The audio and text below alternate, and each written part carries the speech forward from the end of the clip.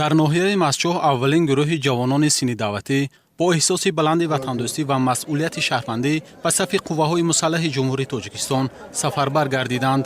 Ба ин муносибат дар майдони парчами давлатӣ дар шаҳраки Бӯстон маросими бо тантанаи гусели даъватшавандагон бо шукӯҳи шаҳомат ва ҳузури васеи сокинон баргузор шуд, ки дар он масъулини ҳукумати ноҳия, намояндагони комиссарияти ҳарбии ноҳия, инчунин падару модарон ва наздикони даъватшавандагон ширкат варзиданд.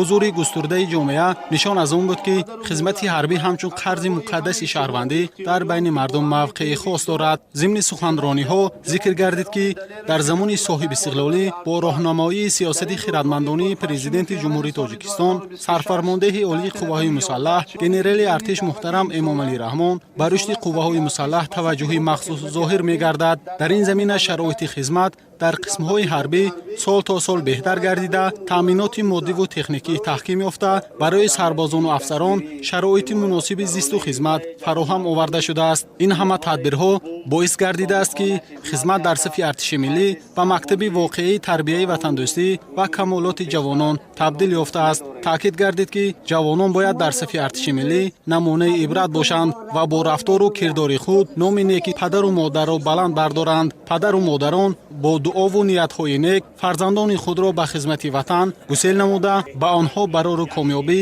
ва бозгашти сарбаландона орзу намуданд.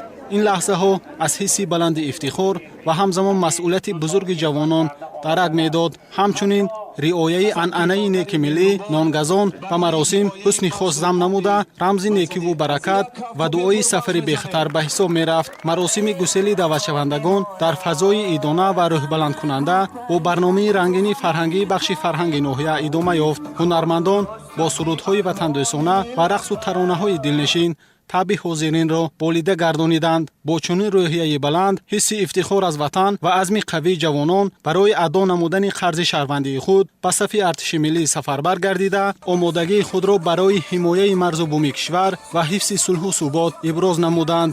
хизмат дар сафи қувваҳои мусаллаҳ вазифаи ҷонӣ ва имонии ҳар як ҷавонмарди кишвар маҳсуб меёбад ва хизмат мактаби ҷавонмардист, мактаби обутоб аст, ки дар ин мактаб ҷавонон рушду такомул меёбанд ва ҳиссиёти ватандӯстиву хештаншиносии худро бедор мекунанд. эҳсос мешуд, ки воқеан ҷавонон омодаанд, ки барои ҳифзу марзу буми кишвар хидмат кунанд ва рисолати худро дар назди мамлакат бо сарбаландӣ иҷро кунанд.